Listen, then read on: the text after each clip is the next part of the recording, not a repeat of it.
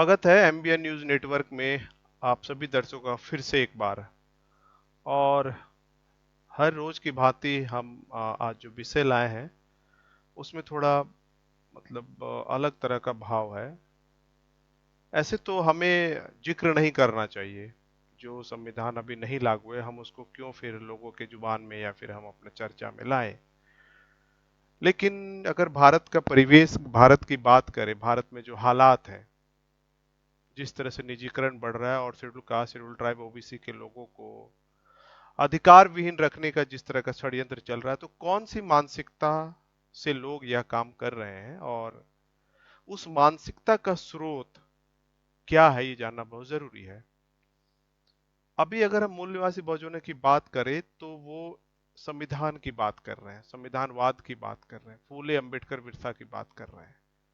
लेकिन दूसरा वर्ग जो है, आप देखेंगे आज भी एक घटना घटी है, बाबा साहब के स्टैचू को लोगों ने वहां से रातों रात गायब कर दिया और फिर प्रशासन को इतना दबाव बना के उसने दूसरा स्टैचू लगाया। कौन सी मानसिकता के लोग अभी काम कर रहे हैं, उसका स्रोत है क्या, वो सोचते हैं, ये जानना बहुत जरूरी है। दूसरा, जो आज जो माहौल बना हुआ है कि रिजर्वेशन के संदर्भ में लोगों का जो धारणा है, हमारे बहुत सारे पढ़े लिखे लोग जो बुद्धिजीवी वर्ग है वो भी ऑफिस में जैसे ही रिजर्वेशन या आरक्षण शब्द आता है अपने आप को संकुचित महसूस करते हैं, अपने आप को ऐसा महसूस करते हैं कि कहीं मुझे रिजर्वेशन वाला ना कहा जाए या छोटा ना कहा जाए, मतलब ऐसा फील करते हैं। तो दोनों मामले में बात करेंगे, रिजर्वेशन किसने लिया और आज जो रिप्रेजेंटेशन है, आज जो संविधान का जो प्रतिनिधित्व है, वो क्या बात है, दोनों पर हम बात करेंगे। तो सबसे पहले हम आपको अपने विषय से अवगत कराते हैं। जैसे आप देखा है फ्लायर हमारा जो सर्कुलेट हुआ है, मनुस्मृति बनाम आरक्षण, मनुस्मृति बनाम आरक्षण, इस पर हम बात करेंगे। और हमारे साथ स्टूडियो में जुड़े हुए हैं, हमारे साथ जुड़े हुए हैं मूल निवासी अंधीर Ram ji, state general secretary हैं बाम से बिहार के। साथ में हमारे साथ प्रोफेसर अजीत कुमार हमारे साथ जुड़े हुए हैं, असिस्टेंट प्रोफेसर हैं एआरएसडी कॉलेज दिल्ली से। और हमारे साथ तीसरे साथी, विद्वान साथी जुड़े हुए हैं मूल निवासी प्रभु रविदास जी, बाम से हजारीबाग झारखंड से है। तो दो संगठन के साथी और एक विश्वविद्यालय का नेतृत्व कर रहे हैं, विश्वविद्यालय में हमारा रिप्रेजेंटेटिव है उधर प्रोफेसर अजीत सर। इन तीनों से हम वार्तालाप करेंगे। तो सबसे पहले हम सभी पैनलिस्टों का बहुत बहुत धन्यवाद अदा करते हैं पहले कि आपने बहुमूल्य समय देने का सोचा कि इस विषय पर हमें लोगों का मार्गदर्शन करना है। तो बहुत बहुत आभार है। हम सबसे पहले प्रोफेसर साहब के पास ही चलेंगे। दिल्ली में बहुत सारा जो ओवरऑल अगर हम भारत की बात करें तो बहुत सारी घटनाएं वो देखते रहते हैं, समझते रहते हैं किस मानसिकता से लोग ये काम कर रहे हैं। अगर हम बात करें कि दिल्ली में अगर जलाया गया जंतर मंतर के सामने संविधान की, तो बहुत सारी बातें उधर घटती रहती है। तो हम सर से जानना चाहेंगे कि सर जो एक तो रिजर्वेशन के बारे में आप बताइए कि लोग आज जो संविधान में है उसको भी लोग, बहुत लोग रिजर्वेशन के तौर पर ही देखते हैं, लेकिन वास्तव में अगर रिजर्वेशन की हम बात करें तो रिजर्वेशन का मसला अगर हम आजादी के बाद करें तो उन लोगों के पास वो आरक्षण होता है, मतलब विशेष तरह का अगर बात करें तो पूरा एकाधिकार था। तो ये जो मामला है सर, और किस मानसिकता से लोग ऐसा सोचते हैं, कहाँ से उनकी आती है, विषय के संदर्भ में आप सर अपनी भूमिका रखिए जी। वीडियो ऑफ हो गया है सर का। सर आप जी, बैक कैमरा स्टार्ट है और माइक भी आपकी म्यूट है। तो सर जब तक हमारे साथ जुड़ते हैं उनका सारा प्रॉपर तरीके से अगर सब हो जाता है, तो उससे पहले हम प्रभु जी से बात करते हैं। प्रभु जी, जो आज का विषय है, जिस संदर्भ में हमने भूमिका रखी, जो बात की, उसमें आप जो भूमिका है आज का विषय का, आप क्या कहना चाहेंगे, क्या आप सोचते हैं? आपने भी बैक कैमरा स्टार्ट कर लिया, माइक का एक अलग ऑप्शन है जी, और कैमरा आपका बैक स्टार्ट हो गया। बैक हो तो वहीं पे लगता है ठीक होगा सर। बैक से चला। जी प्रभु जी, हाँ सर, क्षमा करेंगे, थोड़ा एक बार बोलिए, तो कोई बात नहीं, ओके। बोलिए, बोलिए प्रभु जी। हाँ सर, क्या सर एक बार क्वेश्चन। हाँ, ये जो मैंने जो भूमिका रखी कि जो मनुस्मृति को लोग देखते हैं, किस मानसिकता से लोग व्यवहार करते हैं, क्या है आरक्षण, इस पर आप अपनी भूमिका रखिए जी प्रभु जी। जी, धन्यवाद सर। सबसे पहले तो एमबीएन न्यूज नेटवर्क को बहुत बहुत धन्यवाद कि आपने इतने गंभीर और सेंसिटिव मामले के लिए विद्वान साथियों के बीच मुझे भी आमंत्रित किया। इसके लिए मैं सभी सम्मानित साथियों का स्वागत करते हुए और जितने भी श्रोता इस कार्यक्रम को देख और सुन रहे हैं उन सबों का स्वागत करते हुए मैं बात को रखना चाहूंगा। जैसा कि विषय आज का है मनुस्मृति बनाम आरक्षण। तो सर, अभी तो वर्तमान आरक्षण की बात ना करते हुए पहले मनुस्मृति की बात करें तो एक्चुअल में वो जो आरक्षण था और वो जो ब्राह्मणों के लिए वो कंप्लीट आरक्षण था और उसमें सारी सुख सुविधा ऐशो आराम की उनकी व्यवस्था थी। जी। और उसमें हमारे मूल निवासी समाज जो अभी 85% समाज हमारा है उनके लिए सारे शोषण का आरक्षण था।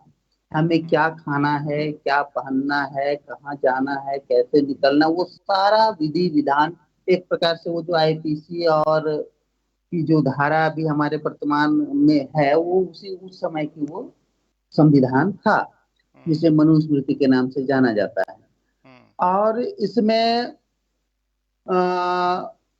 जो है सो जो मनुस्मृति जो था इसमें 12 अध्याय और करीब क्या उसको बोलते हैं 2684 श्लोक जो कि हम्म। बाद में इसमें और बढ़ते हुए अभी तो इसकी सर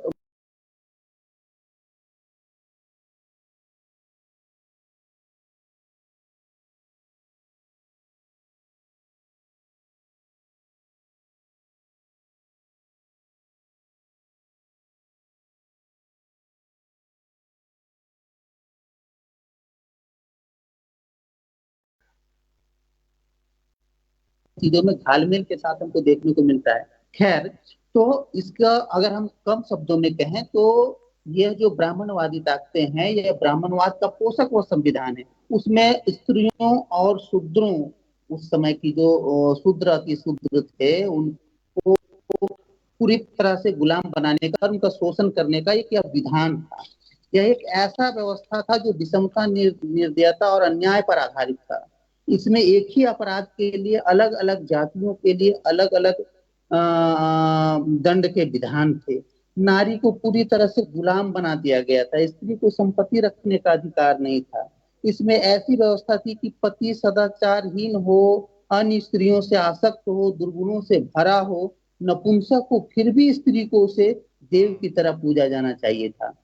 और मतलब इसमें हर प्रकार से खास करके शूद्र अतिशूद्र और महिलाओं को पूरी तरह से एकदम जानवर से भी बदतर व्यवस्था इस मनुस्मृति के विधान से किया गया था। और जो सकारात्मक इसका पक्ष था वो सिर्फ और सिर्फ ऊपर के जो वर्ण थे, ऊपर हम्म। के 3 वर्ण जो थे, हम्म। ब्राह्मण क्षत्रिय और वैश्य, और उसमें भी सबसे सुप्रीमो ब्राह्मण को मानते हुए हम्म। यह विधान को बनाया गया था।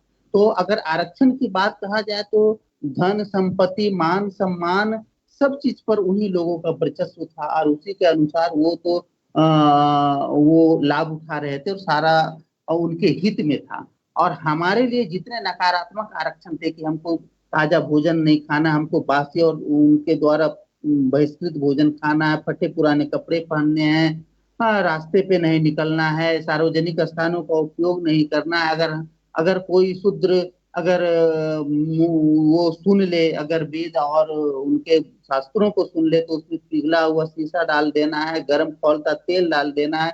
अगर वो किसी ब्राह्मण को कुछ अपशब्द बोल दे तो उसकी जीवान काट लेनी है। उसके समकक्ष अगर बैठ जाए तो उसके नितंब काट देने हैं। मतलब कि एकदम अगर वो हाथ उठ जाए ऊपर वर्णों पे तो उसके हाथ काट देने। तो इतना अन्याय और अत्याचार से भरा हुआ वह आरक्षण व्यवस्था हमारे वर्तमान संविधान के पूर्व व्यवस्था जी। थी सर। जी। तो वो तो असली आरक्षण ब्राह्मणों के फेवर में तो वो था। जी। जी सर। जी अजीत जी, बहुत बहुत धन्यवाद। अजीत सर मेरे हमारे साथ जुड़े हुए हैं लेकिन उनका कैमरा, हाँ जी अजीत सर, अभी आपका एवरीथिंग इज फाइन। जी आप अपनी बात रखिए जी।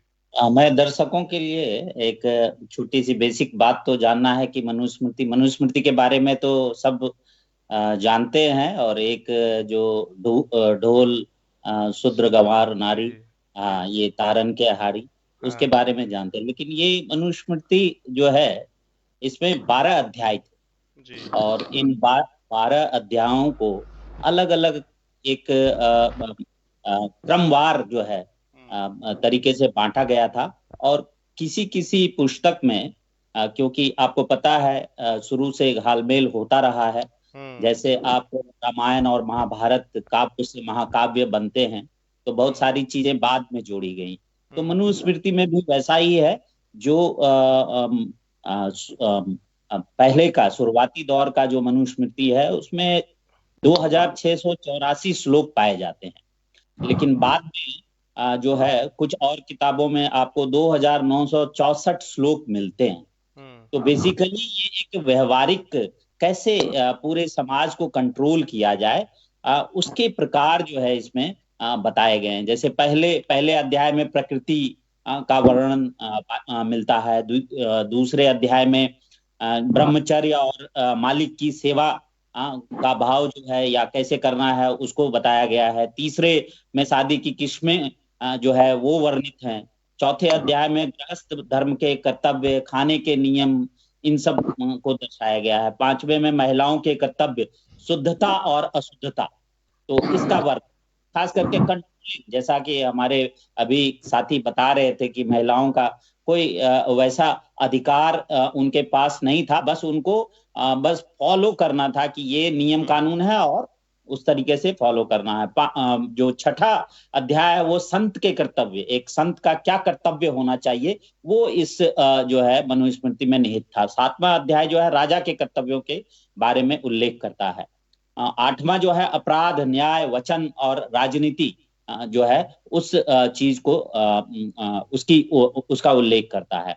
नौवां जो है पैतृक संपत्ति, यहाँ पर भी देखिए पैट्रियार्की किस तरीके से, और बाद में वो जो प्राचीन काल के में जानते होंगे मिताक्षर और इन सब का प्रावधान था, तो स्त्रियों को कुछ खास तो पहले भी नहीं था। तो पैतृक संपत्ति में किसका हक हो नहीं हो वो बतलाया गया है। 10वें अध्याय में जो है वर्णों के मिश्रण कैसे, कौन जो जिसको अनिलोम और विलोम जो शादी से करके देखते हैं उसका भी, और कैसे एक जाति जो एक वर्ण जो है दूसरे से मिल रहे हैं और उसकी क्या क्या कर्तव्य होंगे उसका बखान है।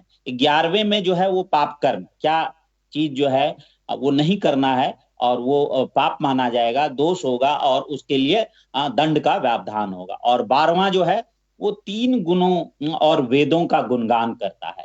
तो ये 12 जो अध्याय हैं मनुस्मृति के, इसमें पूरी तरीके से एक मनुष्य को जो है सामाजिक और आर्थिक जो पहलू हैं उसको उस पर चलने को मजबूर करने का ये अध्याय है। और इसकी पृष्ठभूमि में जाएं तो ये कैसे संभव हुआ। सबको पता है कि प्राचीन काल में जो है बौद्ध धर्म स्थापित था और किस तरीके से बौद्ध धर्म ने जो है समानता और समतामूलक समाज बनाया, और उसी में जो जाति व्यवस्था थी उसको बिल्कुल तोड़ कर रख दिया।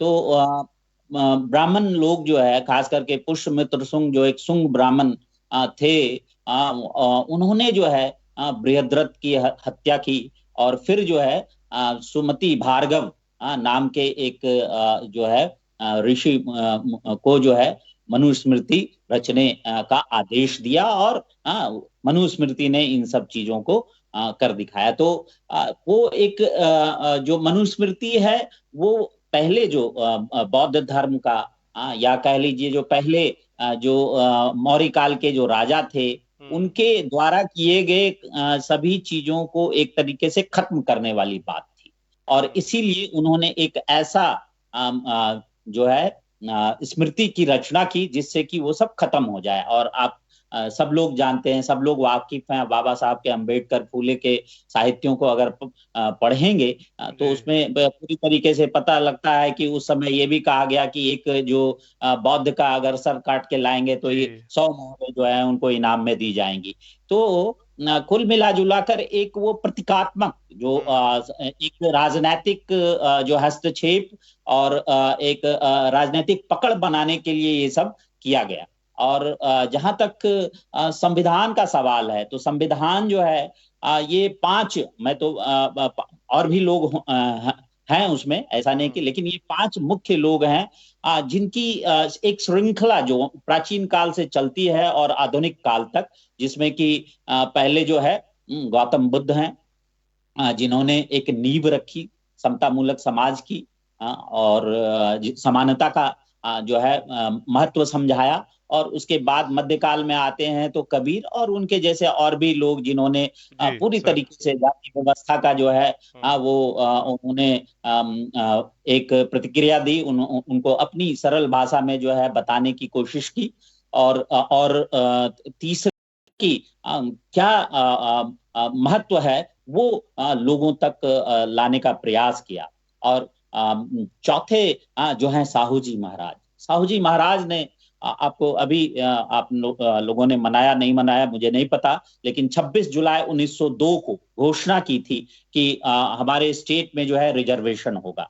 और साहू जी महाराज ने बिल्कुल अपने रियासतों में कह दिया कि जहां 50% रिजर्वेशन होगा, जो भी बहुजन हैं, मूल निवासी हैं, उनके लिए। और अब से जहां पर भी जो भी वैकेंसी आएगी, तो वो जहां जिस भी डिपार्टमेंट में 50% नहीं है मूल निवासी या बहुजन, उनको भर्ती पहले करना होगा, उसके बाद कोई और जो है। और उन्होंने स्पष्ट रूप से, तो वो 26 जुलाई 1902 का जो उनका भाषण है, जो उन्होंने लागू किया, वो मील का पत्थर साबित होता है। और उसके बाद अंबेडकर, डॉक्टर B.R. अंबेडकर, इन्होंने इन महापुरुषों को, और आपको पता है कि साहू जी महाराज ने अपना उत्तराधिकारी भी घोषित किया था एक सभा में अंबेडकर को, कि ये जो है आप समानता और समता को स्थापित करने के लिए अंबेडकर जो है हमारे प्रहरी के रूप में काम करेंगे। तो कुल मिला जुला कर, और अगर हम देखें कि मनुस्मृति और संविधान में क्या डिफरेंस है, तो हम देखेंगे कि ये सामाजिक और आर्थिक समस्याओं को समझने और उसका मूल्यांकन करने के लिए जो है एक मार्गदर्शन करता है, ये दोनों ही, मनुस्मृति और संविधान। तो जहां हिंदू सामाजिक व्यवस्था का सारभूत जो सिद्धांत था मनुस्मृति, उसकी मौलिक विशेषताओं और भावना को दर्शाता है। तो जो हिंदू शब्द बाद में बना 13वीं 14वीं या कह लीजिए 1000 ईस्वी के बाद हिंदू शब्द आता है, पहले उसके लिए तो सनातन धर्म। तो सनातन धर्मियों ने जो सामाजिक व्यवस्था बनाई थी वो मनुस्मृति तरीके से बनाई गई थी। और फिर जो मौलिक अधिकार और नीति निर्देशक हैं संविधान में, जो बाबा साहब ने उसको प्रारूप में रखा, जो फंडामेंटल राइट्स हैं, जो आर्टिकल 12 से शुरू होता है और 35 तक है। और उसके बाद directive principle of state policy जो 15 से शुरू होता है, और 36 से शुरू होता है और 51 तक। तो ये जो फंडामेंटल राइट्स और directive principle of state policy हैं, यही मूल सिद्धांत है, यही हमारे बहुजनों और मूल निवासियों के लिए ये सबसे बड़ा रामबाण है, कह लीजिए। इसी से हमारा जो बचाव है, चाहे वो शिक्षा को लेकर हो, चाहे समानता को लेकर हो, चाहे आर्थिक विषमता और उसके सॉल्यूशन को लेकर हो, तो ये हम जो है फिर मनुस्मृति के मूल तत्व जाति और गरीबी की समस्याओं को समझने में मददगार होता है, कि किस प्रकार उन्होंने जो है जाति को जो है महत्व दिया, वर्ण को खत्म करके जाति लाया। और उन्होंने कहा कि ब्राह्मण जो है वो मस्तिष्क से, और क्षत्रिय जो है भुजाओं से, वैश्य जो है जंघाओं से, और शूद्र जो है वो पैरों से। ठीक है, तो संविधान के मूल तत्व इन समस्याओं के समाधान का सही मार्ग निकालता है। तो एक संविधान जो है, हमारा संविधान, भारतीय संविधान, वो जो मनुस्मृति में था, उसका संविधान जो है तोड़ निकालता है, उसका सही मार्ग दिखाता है। और दोनों ही दस्तावेज अलग अलग लेकिन एक दूसरे के विरोधी समाजों द्वारा की गई सामाजिक और राजनैतिक क्रांतियों तथा प्रतिक्रांतियों का परिणाम है।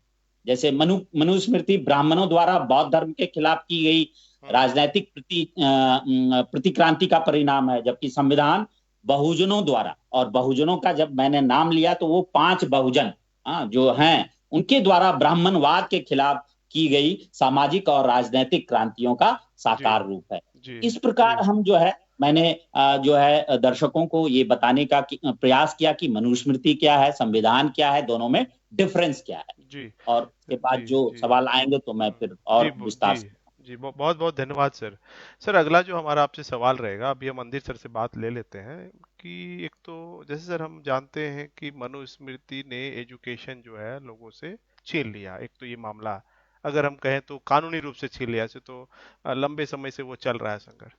फिर भी लोगों के दिमाग में अगर मनुस्मृति ने कास्ट सिस्टम स्टैब्लिश किया तो लोगों के मस्तिष्क में कास्ट सिस्टम कैसे गया, मतलब जो बातें हैं जैसे हम बोल रहे हैं सर कि हम पैर से पैदा हुए, हम नीच हैं, एक तो वो कानून है, विधान है, फिर वो लोगों के दिमाग में कैसे गया, ये हम सर अगले बार अगला जो सवाल है ये आपसे यही रहेगा जी। बहुत बहुत धन्यवाद, बहुत ही विस्तार पर, बहुत ही आपने बहुत इंपॉर्टेंट इंफॉर्मेशन दिया जी। अंधीर सर हम आपसे जानना चाहेंगे कि ये जो मामला हमने जो लगाया है, एक तो हम विशेषकर इस बिंदु पर हम टिके रहना चाहते हैं कि आरक्षण एक्चुअली हमारे लोगों का एक समझौता है। अगर बाबा साहब की हम बात करें, अगर हम पूना पैक्ट की बात करें, तो रिजर्वेशन इज मतलब एक क्या कंप्लायंस या क्या बोलते हैं उसको, मतलब वो मामला है हमारा, वो कोई लड़ाई नहीं था हमारा, मतलब कोई ये नहीं था, लेकिन लोगों ने उसको ऑब्जेक्टिव मान लिया, एक तो ये बड़ा गंभीर बात है। और सत्ता में जो है बैठे हुए लोग इसको तरह तरह से अभी चल रहा है पूरे देश में, हमारे जो कर्मचारी हैं या पढ़े लिखे लोग हैं वो आरक्षण के प्रति ज्यादा सेंसिटिव है। जब बाबा साहब ने आरक्षण के लिए कभी कुछ मूवमेंट नहीं चलाया, उन्होंने पॉलिटिकल जो एक्टिविटीज थी, पावर जो था उसको। तो मनुस्मृति और आज का रिजर्वेशन अगर हम बात करें या पहले के रिजर्वेशन की बात करें, तो उस संदर्भ में आप क्या बताना चाहेंगे जी अंधीर सर। सर्वप्रथम MBN से जुड़े सभी साथियों को जय भीम, जय मूल निवासी, जय भारत, जय संविधान। बहुत अच्छा विषय है और बहुत सारी बातों की जानकारी प्रोफेसर साहब और सर जो हैं उसके द्वारा दिया गया है। फिर भी मैं अपनी बात भी रखना चाहता हूँ। साथियों, मनुस्मृति को, जैसा सर बता रहे थे, मनुस्मृति को विधि संहिता के रूप में अपनाया गया। और एक बात तो ये है, और आज की जो विधि संहिता है जिसे हम भारत संविधान कहते हैं, जिससे एक व्यवस्था चलाई जा रही है, वो लोकतांत्रिक व्यवस्था चलाई जा रही है।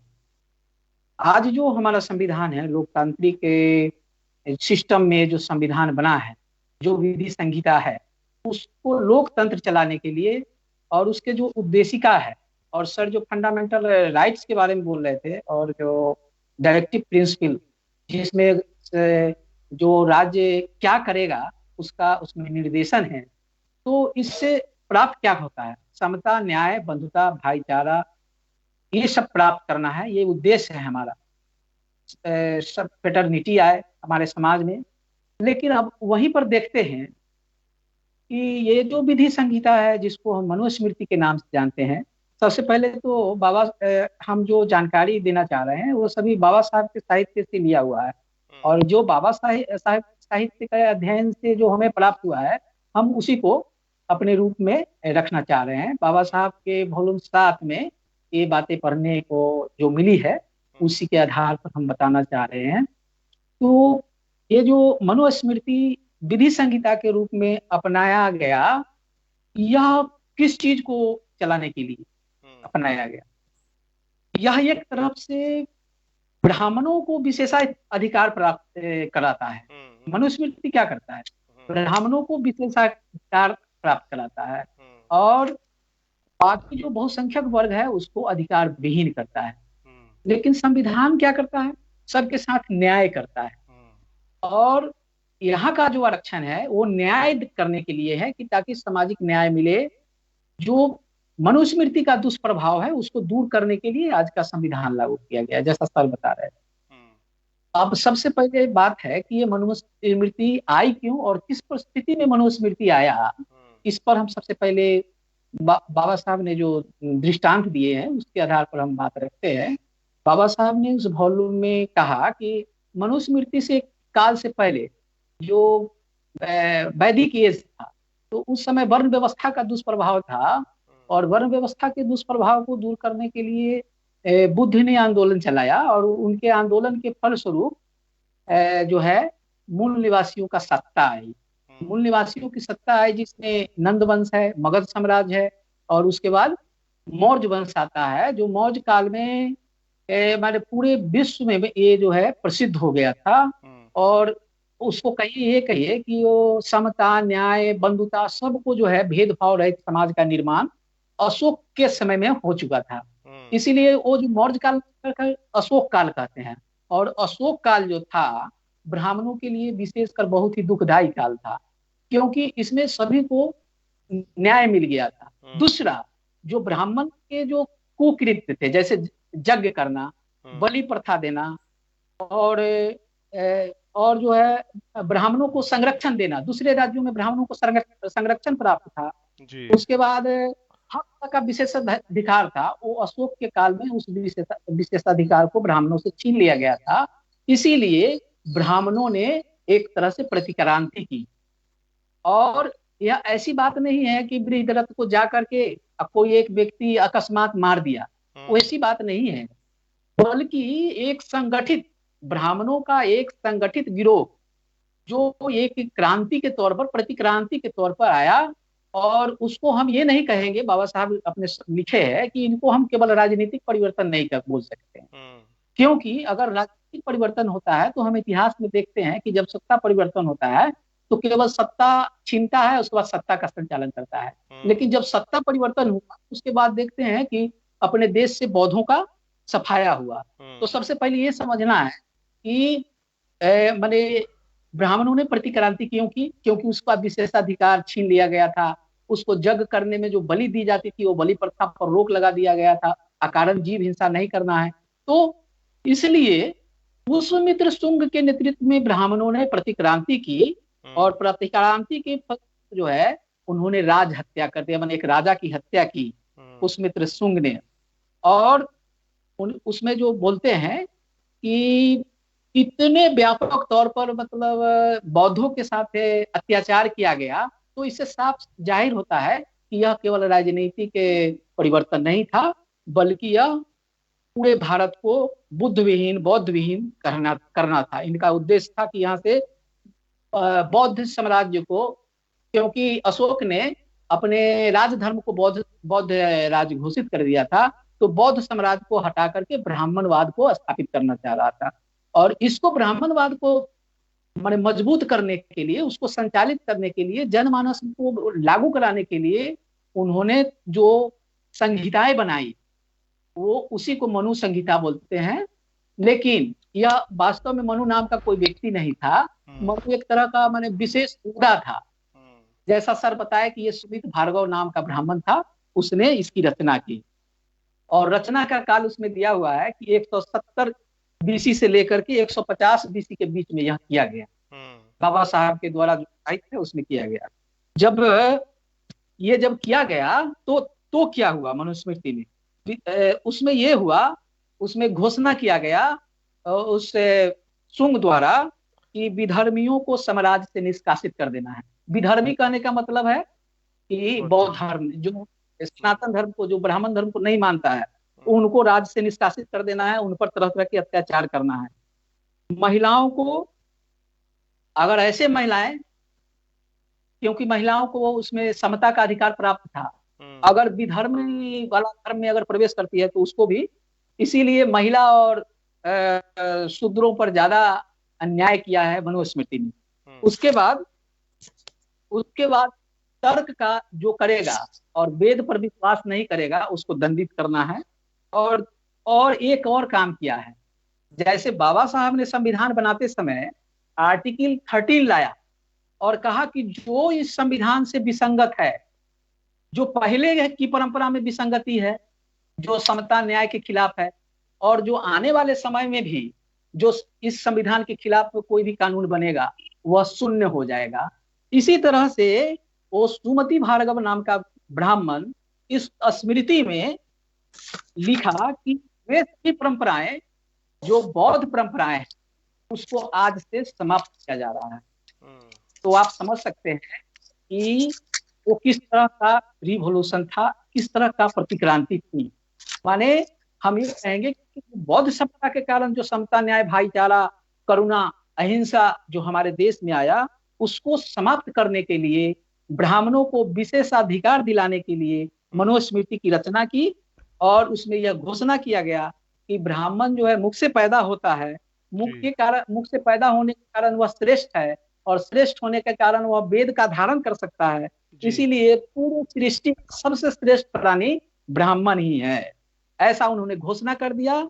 और ये बातें जो आई है कि सुमति भार्गव नाम का ब्राह्मण कैसे है, ये जो बाद की जो माने स्मृतियां हैं, जो नारद स्मृति है, नारद का, उस स्मृति में इसका वर्णन आया है कि मनुस्मृति की रचना जो है भार्गव नाम का ब्राह्मण किया है।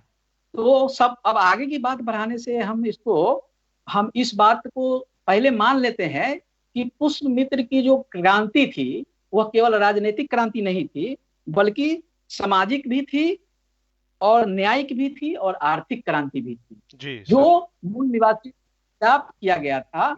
और हाँ, इसके बाद क्या क्या किया उसने किया कि अब देखिए, जैसे मनुस्मृति लाया तो उन्होंने ब्राह्मणों को शासन करने का और राज हत्या करने का अधिकार दिया। कहने का पहले जो प्रचलन था, जो वर्ण व्यवस्था में वैदिक काल में जो प्रचलन था कि ब्राह्मण राजा नहीं बनेगा, वो पढ़ेगा लिखेगा और पढ़ाएगा लिखाएगा, राज्य करने का काम ये करेगा। लेकिन जब मनुस्मृति आई तो उसने कहा कि अब ब्राह्मण भी राजा बन सकता है, और अगर कोई राजा अगर गलती करता है तो वो राजा की हत्या भी कर सकता है, राजा को माने जनता का सर्वनाश भी कर सकता है अगर किसी ब्राह्मण को दुख होगा तो। और अगर उस हत्या के लिए ब्राह्मणों को कोई सजा नहीं दी जा सकती है। ब्राह्मणों को केवल किया जा सकता है कि वो केवल बाहर जाएगा और अपनी सारी संपत्ति लेकर के जाएगा और मान सम्मान के साथ चला जाएगा। बाबा साहब ने उसे एक हिस्ट्रियन, एक समाजशास्त्री के हवाले बोला कि उस समाजशास्त्री जो अंग्रेज थे, उन्होंने बताया कि वो वातावरण परिवर्तन करता था। मतलब कहने का है, बहुत ही व्यंग है कि बाकी लोगों के लिए जैसा मतलब जैसी गलती होती थी वैसी सजा होती थी, लेकिन ब्राह्मणों को सजा कर दिया गया था और उसको केवल भारी से मतलब जघन्य हत्या भी कर दे, सामूहिक बर्बरता के साथ हत्या कर दे, उसके लिए केवल निष्कासन होता था, यानी उनका केवल वातावरण चेंज किया जाता था। तो ऐसा मतलब बहुत सारे परिवर्तन आए और इसको हम शॉर्ट में ये कह सकते हैं कि ब्राह्मणों का सब चीज पर एकाधिकार हो गया। वेद अध्ययन, जग कर्म, दान लेने का अधिकार ब्राह्मण अपने पास ले लिया। उसके बाद ये घोषणा किया कि न्यायाधीश की भूमिका में कोई ब्राह्मण ही रहेगा, राजा का राज अध्यक्ष कोई ब्राह्मण ही होगा, कोई दूसरा नहीं होगा। इस समाज में मतलब सामाजिक रूप से सबसे श्रेष्ठ, राजनीति में भी प्रवेश हो गया और न्याय में भी प्रवेश हो गया इसका। उसके बाद आर्थिक स्थिति के लिए ये है कि उसको टैक्स मुक्त कर दिया गया, वह किसी भी प्रकार का टैक्स से मुक्त रहेगा। और अगर राजा अगर कोई गलती करता है तो उसको ज्यादा जुर्माना देना पड़ेगा, और उस जुर्माना का कौन लेगा? जो पुरोहित होगा, जो मुख्य पुरोहित होगा और ब्राह्मण होगा, उसको वो प्राप्त हो जाएगा। तो उसने आर्थिक रूप से भी अपने को मजबूत किया, सामाजिक रूप से भी ब्राह्मणों ने अपने आप को मजबूत किया और शस्त्र धारण करने का भी अधिकार अपने आप ले लिया। पहले जो था शस्त्र धारण केवल क्षत्रिय कर सकता था, लेकिन जब मनुस्मृति आई तो उन्होंने वह अधिकार भी अपने ले लिया। और जो जाति सिस्टम बनाने का है तो फिर बाबा साहब ने इसमें बहुत अच्छा अध्ययन करके लिखा है, फिर बाद में मैं बोलूंगा। आप जी, बहुत बहुत आभार। आपने ये बता दिया कि एकाधिकार यही असल में रिजर्वेशन था ब्राह्मणों का और 2000 साल तक चला। ये लोगों को अपने माने जहन में उतारना चाहिए और जब भी डिस्कशन हो, क्योंकि इस रिजर्वेशन के मुद्दे पर हमारे लोगों को ऑफिस में हो चाहे समाज में हो एक तरह से डिमोटिवेट मतलब वो करते हैं, डिमोरलाइज करते हैं। तो अगर पढ़े लिखे लोग डाटा के साथ अगर अपनी बात अगर रखते हैं तो फिर वो दूसरे जगह एक तो वहां भी नहीं करेंगे, काउंटर होंगे, और दूसरी जगह भी नहीं कर पाए। बहुत बहुत आभार, धन्यवाद। प्रभु जी हम आपसे अब थोड़ा जी अंदर सर हम फिर लेंगे, समय का भी ध्यान रखना है, 1 घंटा हमारे पास है।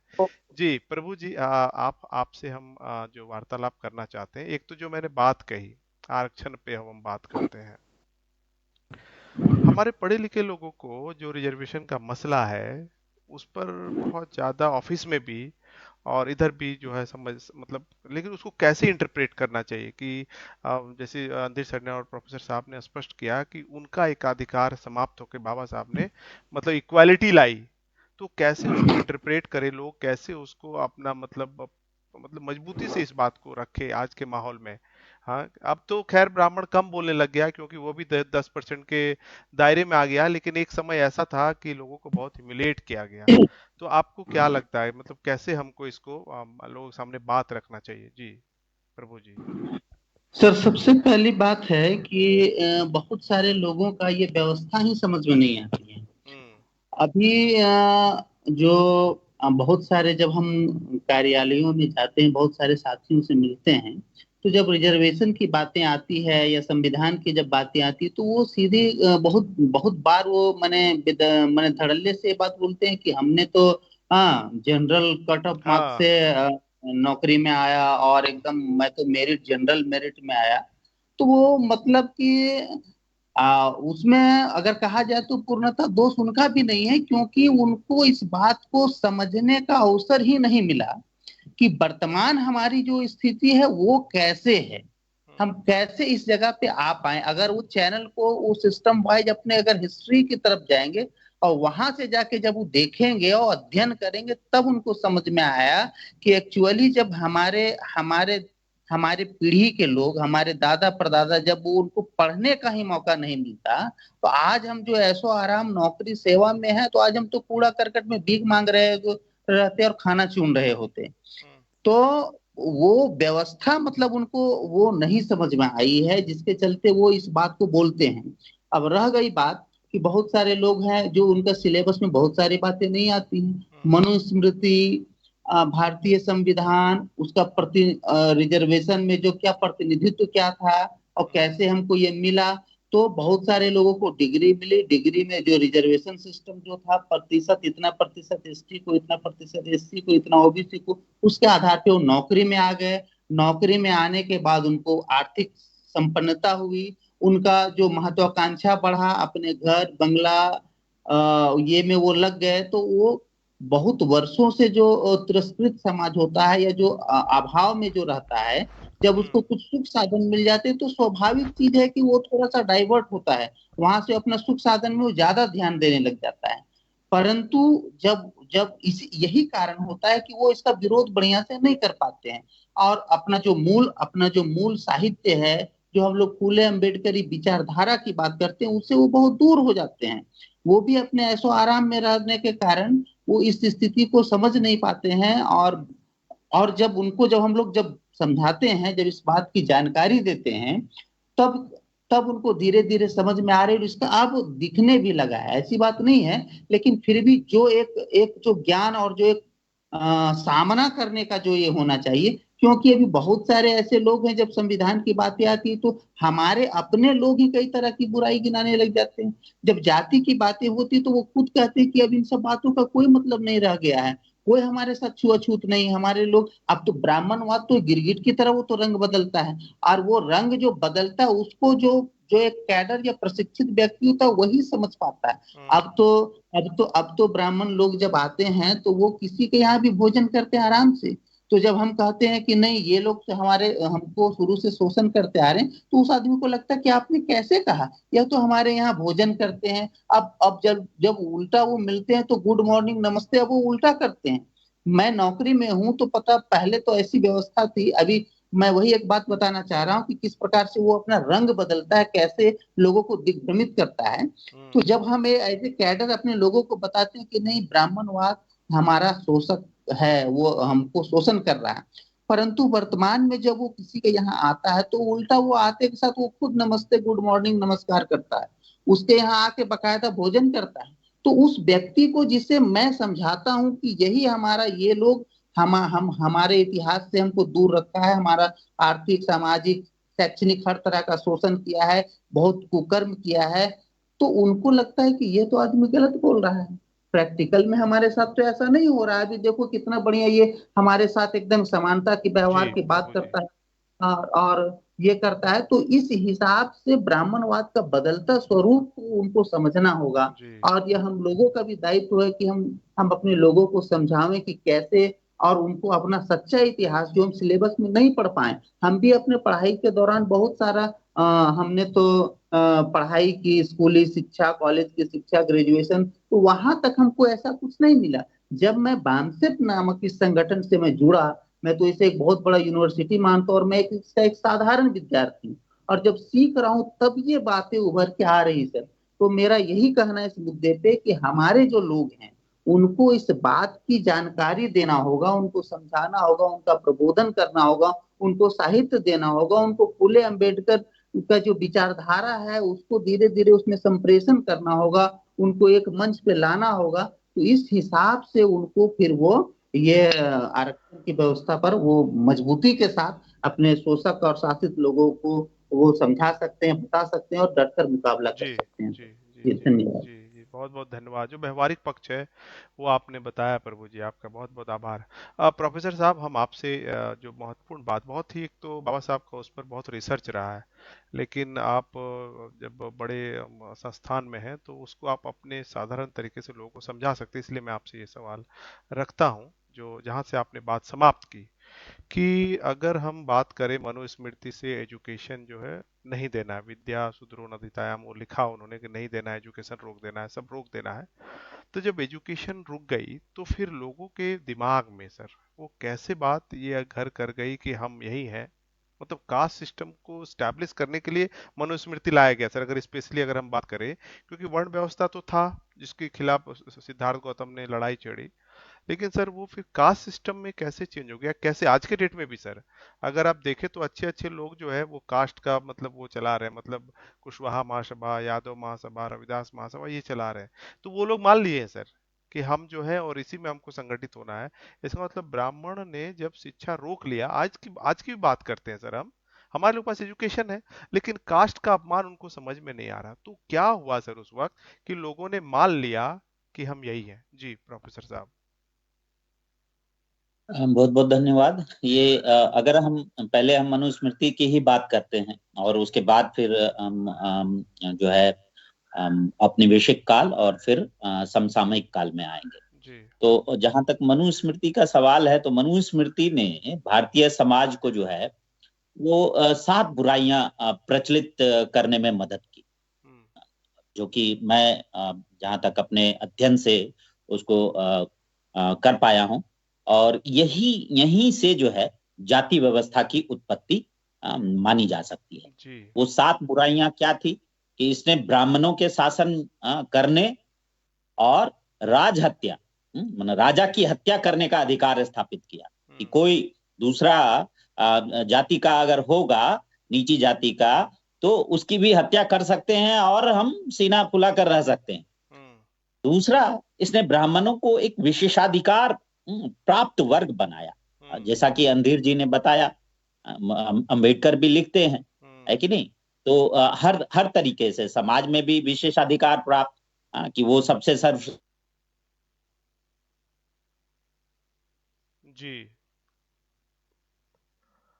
जी आप फोन वगैरह आ जाने पे कुछ डिस्टरबेंस हो जाता है, उनका लाइव जो है रुक जाता है, क्योंकि जो पैनलिस्ट साथी हमारे साथ जुड़े होते हैं, तो हो सकता है सर का फोन आ गया होगा।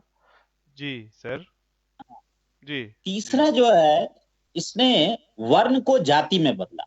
आप अगर प्राचीन काल के कुछ पुस्तकों को पढ़ते हैं तो देखेंगे, पहले पैलियोलिथिक एज जो पूरा पाषाण काल है, उसके बाद मध्य पाषाण काल और नव पाषाण काल आता है, तो लोग जो है प्रकृति पर आश्रित थे, और लोग जो है झुंड में, समूह में रहते थे, और फिर धीरे धीरे जब खोज हुई और बहुत चीज आए, तो उसमें जो है फिर डिवीजन होता है, लेकिन वो जो है कास्ट डिवीजन नहीं है, वो मतलब काम करने, व्यवसाय अपनाने और उसको करने का एक डिवीजन होता है। लेकिन मनुस्मृति ने जो है वो उस व्यवसाय को जाति पर थोपने का काम किया, तो इससे इसने जो है वर्ण को जाति में बदला। चौथा जो बुराई मनुस्मृति ने किया, जो देखते हैं हम, कि इसने अलग अलग जातियों के बीच द्वंद्व और तथा समाज विरोधी भावना को जन्म दिया। जी जी। तो आपस में ही क्लैश करवाने का कि वैमनस्य ये पैदा हो श्रेष्ठ है, हाँ, ये श्रेष्ठ है, ये नीचा है। गया। तो ये इन्होंने काम किया। पांचवा, इसने शूद्रों एवं महिलाओं को सामाजिक रूप से निम्न स्तर का दर्जा दिया कि ये जो है किसी काम के नहीं है और इनका काम जो है बस नीचे स्तर के काम है वही करने का है, बाकी इनमें कोई और गुण नहीं है। छठा, इसने स्तर आधारित असमानता की व्यवस्था को रचने का जालसाजी किया। स्तर आधारित, ये हमारा जैसे ब्राह्मण है, क्षत्रिय है, वैश्य है, शूद्र है, तो ये स्तर आधारित, और सबको बताया कि ब्राह्मण के क्या धर्म और कर्म होंगे, है ना, उसी तरीके से और दूसरे।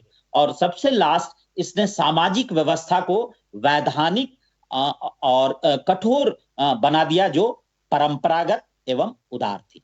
तो जो भी इन्होंने रचा, चाहे वो जालसाजी करके लिखवाया, तो उसको लेकिन कठोरता से लागू करवाया, और जब लागू करवाया तब जो है लोग अपने भाग्य को दोष देने लगे कि हमारे भाग्य में यही है। और अभी भी जो हम देखते हैं बहुजन मूल निवासी समाज को बोलते हुए सुनते हैं कि हमारा किस्मत ही खराब है कि हम जो है कुछ नहीं कर पाए या नहीं कर पा रहे हैं। किस्मत जो है वो दोष देते हैं, हम आगे नहीं देखते हैं। जब मध्यकाल में आते हैं, जब ये दिल्ली सल्तनत और मुगल साम्राज्य स्थापित होता है, तो उन्होंने कोई छेड़छाड़ जो है शुरुआत में या नहीं की। अगर आप देखें तो ये जब दिल्ली सल्तनत या मुगल साम्राज्य स्थापित होता है, तो कौन वो लोग थे जो अपने बहु बेटियों को जो है वो विवाह में देते थे? वो ये लोग हैं जो ब्राह्मण हैं, जो क्षत्रिय हैं, जो वैश्य हैं, ये लोग थे जो अपने बहु बेटियों को मुस्लिम आक्रांताओं को जो है या संबंध स्थापित किए। हमारे लोग तो इनसे त्रस्त होकर उन धर्म को अपनाया, लेकिन इन्होंने तो उनसे समझौता किया। उसी तरीके से जब हम ये औपनिवेशिक काल में आते हैं, जब ब्रिटिशर्स आते हैं यहाँ, उनको कुछ नहीं पता था कि यहाँ का कोई जो है पुस्तक है, जिससे कोई नियम कानून का कोई पुस्तक है जिससे कि ये समाज जो है संचालित होता है। तो उन्होंने जो है जी बोलिए सर, आवाज आ रही है आपकी। जी हेलो, हाँ बोलिए, आपकी आवाज आ रही है। हाँ, तो उन्होंने जो है वो ये स्थापित किया कि यही मनुस्मृति और जो पहले प्राचीन काल से जो चीजें चली आ रही थी, उसी को और ब्राह्मण को जो है मान कर कि ये सबसे पढ़े लिखे हैं, तो उनको जो है उन्हीं के द्वारा जो बोले गए चीज या बताए गए चीज जो थे उनको लागू करवाने का काम किया। ये जो कहते हैं कास्ट का, आपने कहा जो सभाएं बनी, तो ये जब सेंसस की शुरुआत होती है 1871 में, 1871 में, तब जो है कलकत्ता के जो सेंसस कमिश्नर हैं J.H. हटन और बाद में ओ मैली, और इन लोगों ने जो खास करके ये औपनिवेशिक जो प्रशासनिक अधिकारी थे, इन लोगों ने देखा कि हर जगह जो है, और उन्होंने फिर 1911 के अगर आप सेंसस को देखेंगे तो उसमें 10 क्राइटेरिया वो अडॉप्ट करते हैं कि कौन वैसे लोग हैं जो जिसके यहाँ ब्राह्मण जो है पूजा कराने नहीं जाता है, उनसे कोई संबंध नहीं रखता है, खान पान रोटी बेटी का रिश्ता नहीं है। तो उन्होंने 10 इस तरीके के बनाए जो जातियां जो है उन सबसे अलग थी, और तब उन्होंने जो है एक अलग सूची बनाई। और ये सिलसिला 1911 और 1921 और फिर 1931 में देखते हैं कि एक अलग से सूची बन जाती है। और 1911 से 31 का जो सिलसिला है, उसी में सभी जातियां जो है अपने आप को सर्वश्रेष्ठ कहलाने के लिए कि हम जो है ब्राह्मण जो है कुल से ही आए हुए हैं या क्षत्रिय कुल से ही आए हुए हैं। जैसे दुसाद ने अपने आप को जो है गहलोत क्षत्रिय जो है सेंसस में बताते हैं, है कि नहीं। फिर उसी तरीके से कोयरी, कुर्मी, ये लोग भी जो है अपने आप को जो है वो क्षत्रिय बताते हैं। तो ये एक होड़ लग गई। और उसी तरीके से और भी चाहे रविदास हो गए या और जितनी जिसको कि अब शेड्यूल कास्ट कहते हैं, उन लोगों ने जो है इसका सहारा लिया और एक समाज में जो प्रचलित बुराइयां थी उसको जो है खत्म करने का पहले इस कास्ट एसोसिएशन का जो है ये मतलब था कि हम जो है अपने में कुछ बदलाव लाएं, हम जो है, और जिसको एम.एन. श्रीनिवास ने सांस्कृतिजाइजेशन कहा है, वो चूंकि हम जो है उनको देखे वो ऐसा करते हैं उच्च जाति के लोग, तो हम भी वैसा करेंगे तो हम उनके जैसे हो जाएंगे। तो एक संस्कृताइजेशन जो है आ गया। और जहां तक आधुनिक काल की बात है तो ये संस्कृताइजेशन ही है जो हम मूल निवासी या बहुजनों में जो जाति प्रथा जो आपने कहा वो इसी संस्कृताइजेशन की देन है कि हम लोग जो है अपने आप को दूसरे से जो है अलग देखना चाहते हैं या कहलाना पसंद करते हैं। तो ये जो है कुल मिला जुला कर समसामयिक काल में भी जो जाति प्रथा जो अब भी प्रचलित है वो अपने आपको, अपनी जातियों को जो है सर्वश्रेष्ठ कहलाने की होड़ कि हम भी जो है उनके ब्राह्मणों की तरह, तो एक मूल निवासियों और बहुजनों में भी जो है वो ब्राह्मणवाद या पाखंडवाद जो है घुसा हुआ है और इसीलिए वो जातियां अभी भी प्रचलित हैं और ऊपर वाले तो हैं ही बल्कि नीचे में भी जो है वो अभी भी प्रचलित हैं। जी जी जी जी, बहुत बहुत धन्यवाद। जो मैं चाह रहा था सर वो आपने बताया, जो दर्शक भी सोच रहे होंगे, एक मतलब एक सिलसिलेवार एक विश्लेषण है कि क्यों अभी भी कास्ट लोगों के दिमाग में आप आज भी कह रहा है कि हम ये हैं। ये वो एक जो संस्कृति का एक स्वरूप जो है लोगों ने इख्तियार कर लिया है। जी बहुत बहुत आभार आपका, बहुत बहुत धन्यवाद सर आपका। अंदिर सर, हम आपसे विशेष जो बात करने वाले हैं, अंतिम जो मामला है, अभी अंतिम समय हमारे पास 10 मिनट बचा हुआ है, तो उसमें फिर हम मैसेज भी लेना चाहेंगे। तो 2-3 मिनट बचाते हुए आप हमें बताइए कि आरक्षण जो है आज भारत में एक तरह से कहें तो वो है नहीं, मतलब वो पहले था एकाधिकार, जो बात आपने कही, जो आपने पहली बातों में रखा था कि एकाधिकार उन्होंने राजनीतिक हो चाहे न्यायिक हो चाहे सामाजिक हो, हर तरह से उन्होंने वो था रिजर्वेशन। आज के डेट में ये रिप्रेजेंटेशन है जो संविधान कहता है। तो इसको आप कैसे कैसे बताना चाहेंगे? ये इसको साधारण अर्थों में अगर बात करें, कॉमन मैन को अगर हम समझाना है, मतलब उनको अगर ऑफिस में अपनी पक्ष रखना है, अपनी बात रखना है, तो आप बताइए जी, उसमें आप कुछ और ऐड कर सकते हैं जी अंदिर सर। जी जी बहुत बहुत धन्यवाद। मैं जहाँ से बात छोड़ी तो वहीं से फिर प्रारंभ करना चाहता हूँ। और जो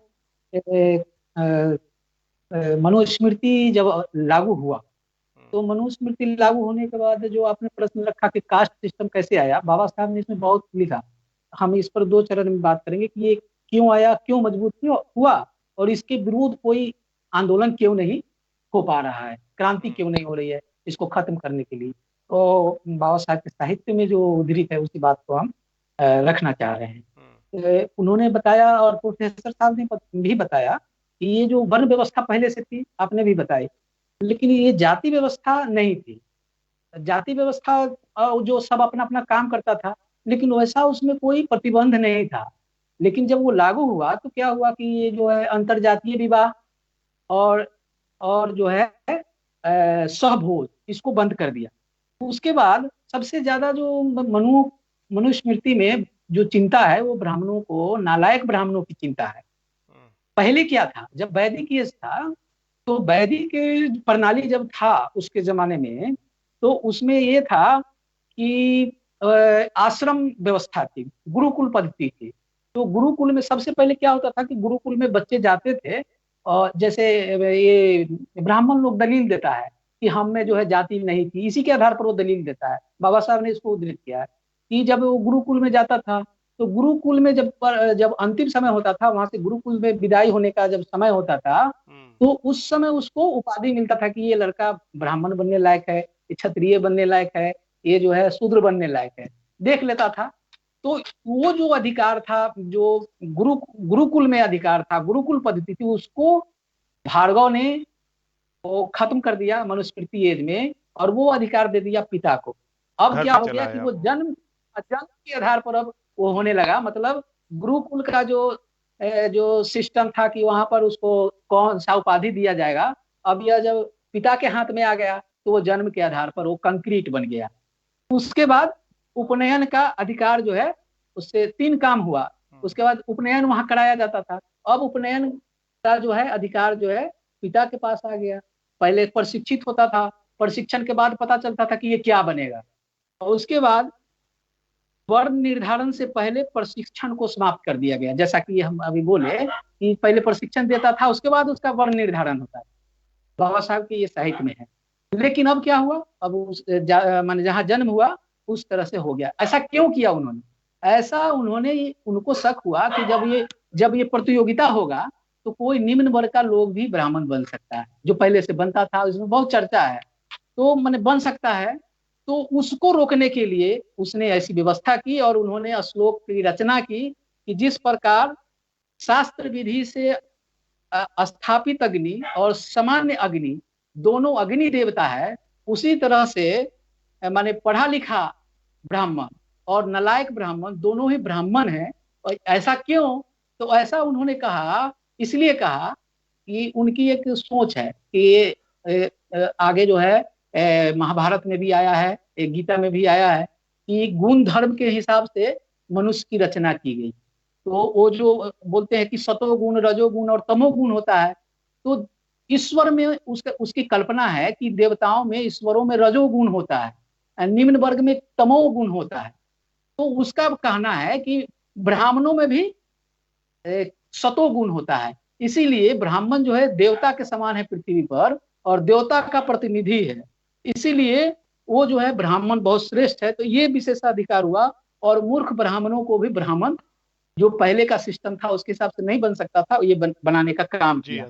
दूसरी बात है, हाँ दूसरी बात है कि तो उसको जो वैदिक सिस्टम था उस सिस्टम को खत्म करने के लिए बुद्ध ने जो आंदोलन चलाया और उन्होंने बौद्ध संघ बनाया। तो दोनों जो संघ बना एक दूसरे के खिलाफ बना था। तो जो बौद्ध संघ में बुद्ध की क्या धारणा थी कि क्या होगा कि एक बुद्धिमान आदमी होगा, बुद्धिमान बौद्ध संघ और वैदिक प्रणाली जब है तो इसमें क्या हुआ, वैदिक प्रणाली में लोग शिक्षित होते थे लेकिन बौद्धिक नहीं होता था, और बुद्ध के जमाने में लोग बौद्धिक हुआ करते थे। और बुद्ध का उद्देश्य था कि यही बौद्धिक लोग समाज में जाकर के समाज को शिक्षित करेंगे और समाज को दिशा निर्देशन देंगे। लेकिन जब ये जो मनुस्मृति आई तो वह जो है बंद हो गया। क्यों बंद हो गया? क्योंकि बुद्ध के जमाने में कोई भी भिक्षु को पर्सनल जो संपत्ति होता है उसको रखने का अधिकार नहीं।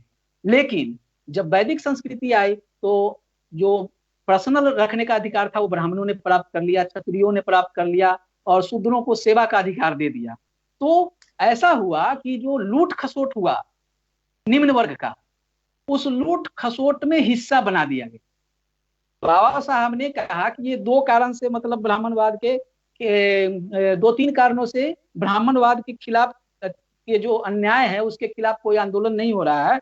उसका एक कारण सर पहले बताया कि ये क्रम की असमानता है, और दूसरा ये कारण है वो जो लूट खसोट करता है उस लूट खसोट में हिस्सेदार बना लिया। जब लूट खसोट में जब हिस्सेदार बना लिया तो उसको कोई मतलब माने ज्यादा लोग सम्मिलित हो गए, सभी लोगों को शामिल कर लिया इस लूट में, जिसके कारण उसके अन्याय के खिलाफ कोई बोलने वाला सामने नहीं आया और उसके खिलाफ कोई आंदोलन नहीं हो पा रहा है। यही बात है जी। और जी, अंतिम में आप संदेश देते हुए आपसे हम फिर अगले प्रोफेसर साहब के पास चलेंगे कि जो विषय था मनुस्मृति और आरक्षण, ये दोनों हमारा नहीं है, एक तो पहला ये है, तो इस संदर्भ में आप लोगों को क्या मैसेज देना चाहेंगे? जी।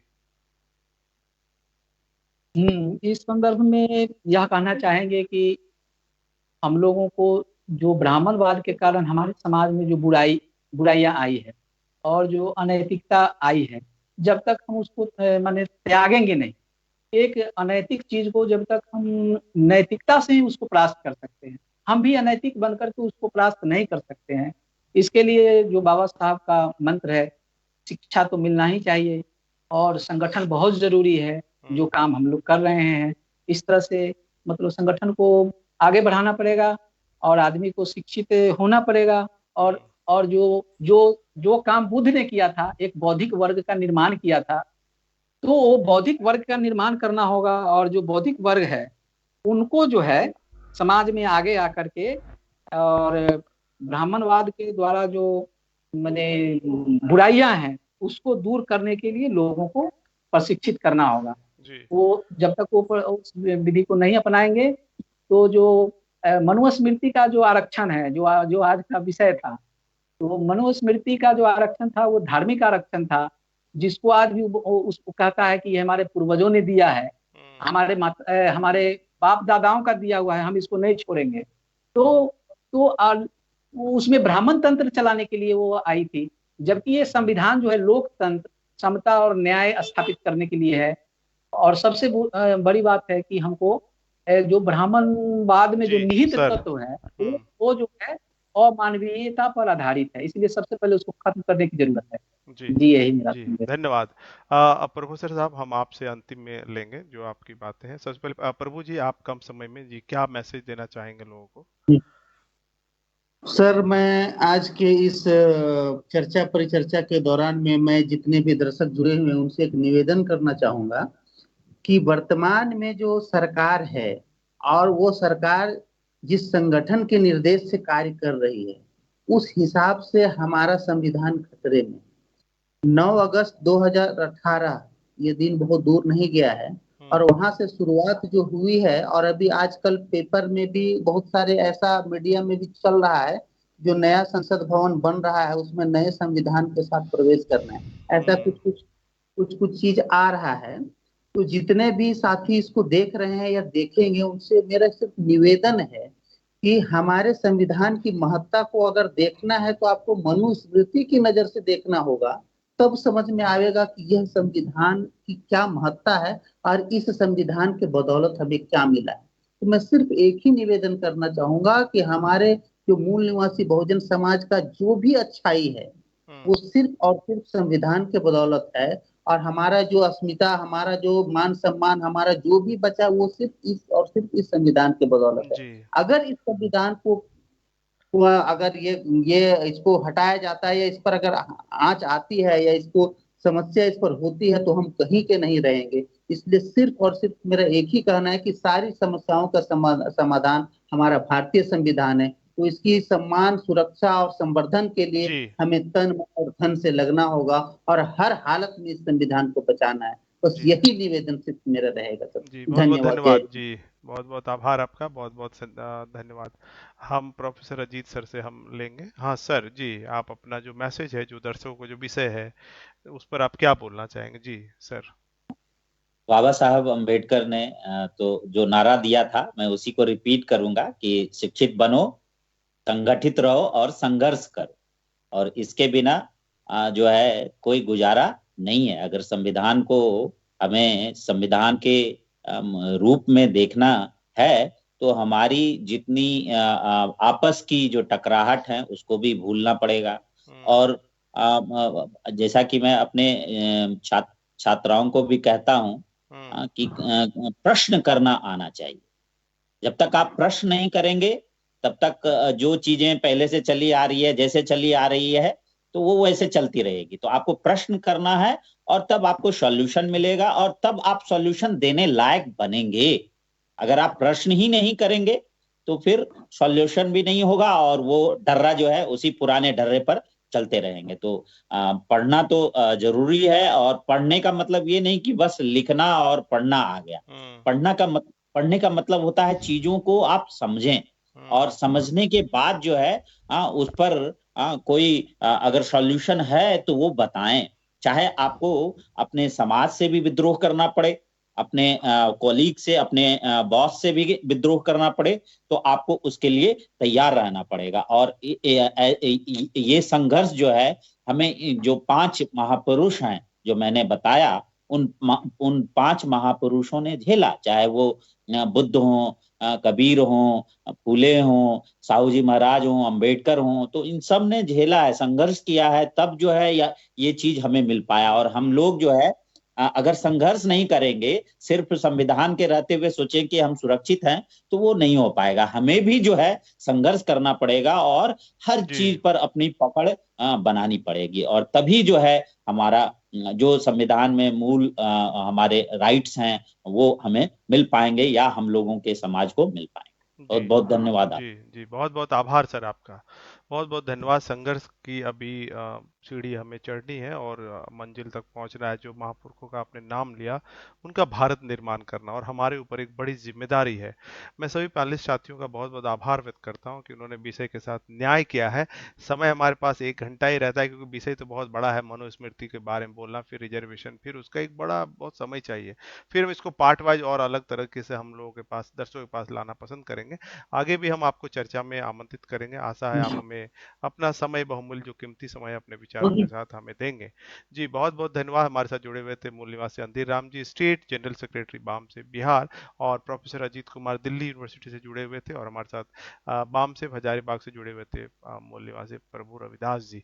मैं इन तमाम जो हमारे साथ पहले जुड़े थे उनका सभी से भी बहुत बहुत आभार व्यक्त करता हूँ, और साथ ही जो दर्शक शुरू से अंत तक हमारे साथ बने रहे उनका भी हम आभार व्यक्त करते हैं। इस कार्यक्रम को आप अपने फेसबुक में जहां भी हो टाइम लाइन में अपना शेयर करिए और लोगों तक पहुंचाइए। जो आरक्षण जो मसला है वो दुश्मन वर्ग का है, उसने एकाधिकार करके रखा था 1000 साल, तो वो उसकी बात है। हम रिप्रेजेंटेटिव कर रहे हैं, अभी जो है प्रतिनिधित्व का मामला है पूरे भारत में, और वो कहाँ अधर में लटका हुआ ये आप समझ रहे हैं। बाकी लोगों ने बता दिया कि क्या करना है। पहले तो खुद हमको शिक्षित होना है, फिर हमको संघर्ष करना है, संगठित होना है, फिर हमको संघर्ष के पायदान पे जाना है, तब अपने हम उन महापुरुषों के सपनों का भारत बना पाएंगे। इसलिए जहां भी रहिए, हम आरक्षण नहीं, हम देश का निर्माण करने के लिए प्रतिनिधित्व का अधिकार हम चाहते हैं कि जो इक्वालिटी हो, जो महापुरुषों ने दिया, जो होना चाहिए, जो पूरे विश्व में हो, समता स्थापित करने के लिए हर व्यक्ति को उसके मानवीय अधिकार मिलने चाहिए।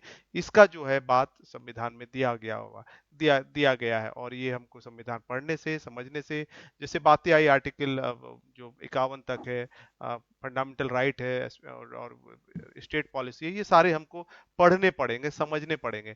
तब हम लोगों को, अब जो दुश्मन वर्ग जो काउंटर कर रहा है हमारे महापुरुषों को, उनको हम सही तरीके से काउंटर करके अपने लोगों को प्रबोधित करके एक नया दिशा हम तैयार कर पाएंगे। फिर मिलेंगे हम कल संध्या 7 बजे। तब तक के लिए चलते हैं। जय संविधान, जय भारत। धन्यवाद। धन्यवाद। जय भीम, जय संविधान, जय भारत।